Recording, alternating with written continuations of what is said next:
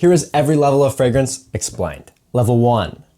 Trash. Trash consists of Rackstore fragrances and body mists. These fragrances will leave your body quicker than Taco Bell and are notorious for cheap cologne repulsiveness. They have an oddly dirty vibe to them, if you know what I mean. And I'm honestly skeptical of spraying them on my body. Like $8? That's freaking cheap. Some of those popular ones consist of G.O. Black, Cuba Gold, Choco Musk, and all the Bath & Body Works fragrances. Sorry, girls. These are honestly fragrances I would steer clear of. Level 2. Trash in disguise. I'm referring to designer fragrances, and while they're not the most trash smelling and they're not the worst quality, they're kind of jipping you. See, these fragrances, their market is people who aren't rich but want to be rich, so they spend their money on expensive clones, but they overcharge like hell. We know this because there are clones out there, and the clones time and time again are starting to smell exactly the same and last longer. So why are they charging more?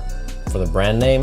Seems a little bit fishy to me. Other brands include Jean Paul Gaultier, Valentino, Dior, Zaro, Victor and Rolf, YSL, Maison Margiela. If you don't really care about fragrances and you don't care to know anything about fragrances, this is where you stand. You know, you go to the store and you pick something up. But if you want to be able to smell better for a fraction of the price, keep watching. Level 3, overpriced, but good. Niche fragrances, man. These used to be the pinnacle of fragrance enthusiasm. But as years goes on, popular niche brands like Parfums de Marly, Creed start to move over into a mass appealing, low quality designer realm. But this is still where you're gonna find more unique, edgy, personalized scents that speak to your soul, which almost makes them good.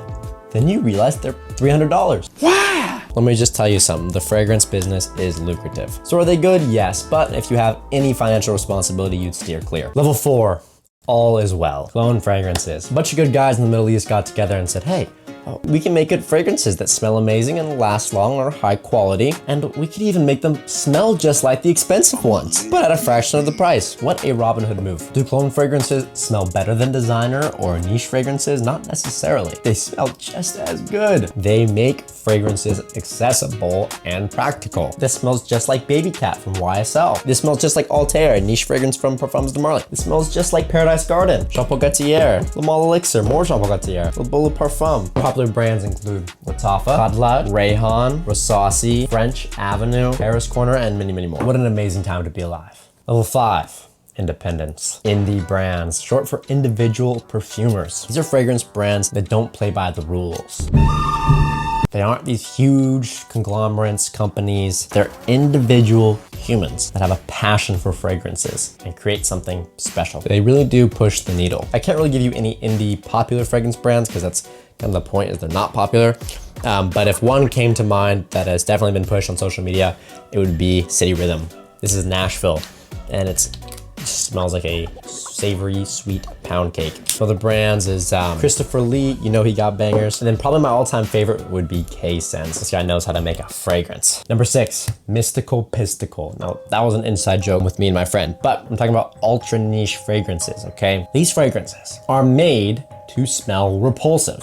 What the heck? I don't own any of them because why would I? But they really are the extremists of the fragrance community. Some examples would include Inexcusable Evil, which has some wild notes, and I'll throw some other ones up on the screen. But yeah, they generally have a dark, edgy characteristic around them, especially that one guy with the mask who always talks about them. I don't recommend these. They're more to like have for the kicks. If you went out with them, you would scare everyone away for good reason. If you smelled them on yourself, you might gag. And if they got around your room, your parents would probably kill you. Level 7, F you money. Level 7 is the rich people fragrances. This is stuff like Bond Number 9, Fragrance de Bois, and all these random overpriced fragrances. It's not about money anymore. It's about spending money. I assume they smell pretty good. I wouldn't know. And yeah, subscribe so I can get there one day.